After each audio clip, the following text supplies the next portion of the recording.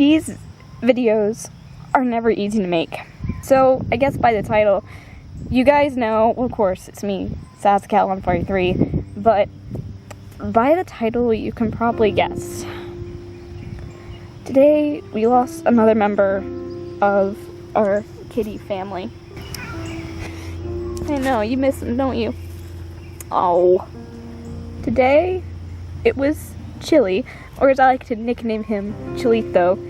A lot of people didn't know this about Chile, but the reason he actually had his name was because if you notice with his fur, it was kind of like copper tipped, and my mom did a little bit of research and she found out there were copper mines in Chile, so that's why we called him Chile. I guess I should explain what happened, what all went wrong. So there's something you guys should probably know before this. Chile was a catch and release, and I'm sorry about the wind. And because he was so wild, we never were able to get him to a vet. He was just neutered and released. Anyways, Thursday, I noticed his fang was kind of hanging out of his mouth. It looked really, really weird. It looked like it was falling out of his mouth. It looked really, really painful. And so the vet was already closed. So I called them Friday and I said, we have a cat. His tooth fell out because he lost it overnight. And I'm like, we need to get him in. Can we get him in? But the thing is, like, he's feral. So they're like, we'll give you a sedative, mix it in his food in the morning, and just bring him in. We also brought Thunder Thighs in because we were able to catch him and get him in his food.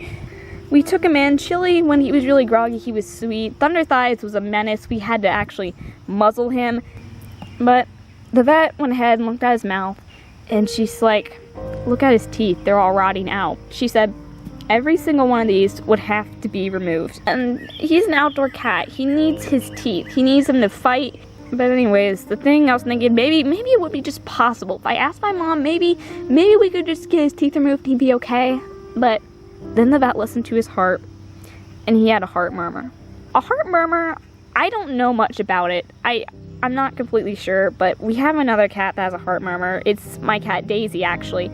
With the heart murmur, Daisy has to go to a specialist and take a pill every morning. We have to shove it down her throat. She will not eat it.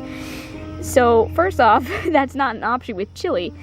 And second off, getting him to a specialist, Daisy goes every 6 months, and it's like, our specialist is like an hour and a half away. And we'd have to really drug that cat every single time we had to go. And you have to go a lot in the beginning to get their heart. Because what happens, I'm not sure if there's any other types of heart murmurs, but what happens is the muscle around the heart, it gets really, really thick and it contracts until the heart makes the heart keep beating faster and faster and faster until it gives out. But the thing is, a specialist, I'm not even joking, is like $250 just for an appointment. I mean, the pills are pretty cheap. They're like, what is it, $4 a month, like $1 a week or something. What other option do we have? So we had him euthanized. Anyways, I would actually like to talk a little bit about Chili now, so you guys, I guess, know his story. So Chili, he first came to us around the time we neutered TT. We had Cookie and Thunder Thighs, and Chili came around. He was young. He was definitely the baby of our 3 boys, but he was our baby. He came to us, I think he was probably, I'd estimate he's around 9 months old. But he was so thin and so tiny. Cookie and TT chased him off. They would not let him eat. And he just sit there right in front of the woods, shaking. He was so hungry, he was literally starving to death.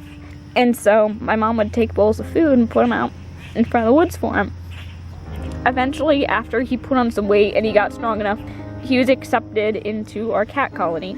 Then we caught him in a have-a-heart trap. We had him neutered and we brought him home. And his life was pretty straightforward from that. I mean, he slowly began to trust us and we were able to pet him. He never was a lap cat, and sometimes he still had these issues.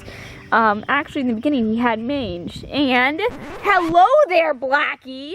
That's one of the raccoons. Excuse me, she's living under our porch with her babies. And no, for everyone that freaks out whenever there's a raccoon in my video, first off, they only come out in daytime for 2 reasons. 1, if they have rabies, which that is obviously not rabies. Or 2, if they're nursing. Like I said, she has her babies under our porch. And it's actually a lot of nerve for that raccoon to show its face here. And like I said, his life was pretty straightforward. There wasn't much more that happened. He became really friendly. He'd always stick around. He'd come for breakfast. But about a month ago, that raccoon that just showed its face. That's not the one that did it, but either way, I hate raccoons. I hate them with a burning passion. I was on Skype with Turtle, actually, when this happened.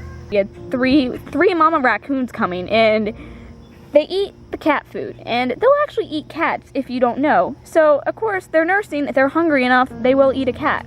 That is my window right there. That's my room, and that's Daisy. Hi. And whenever the raccoons come, Lady gets on this table to stay away from them. Well, there was no food out, and one of the raccoons came, and she climbed up on the table and attacked Lady.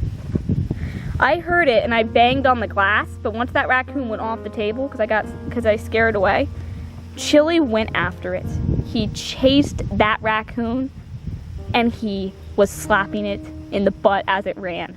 And every time a raccoon came after that, Chili and TT would go ham on that raccoon. They would pretty much play ping pong. I slap it to you, you slap it back.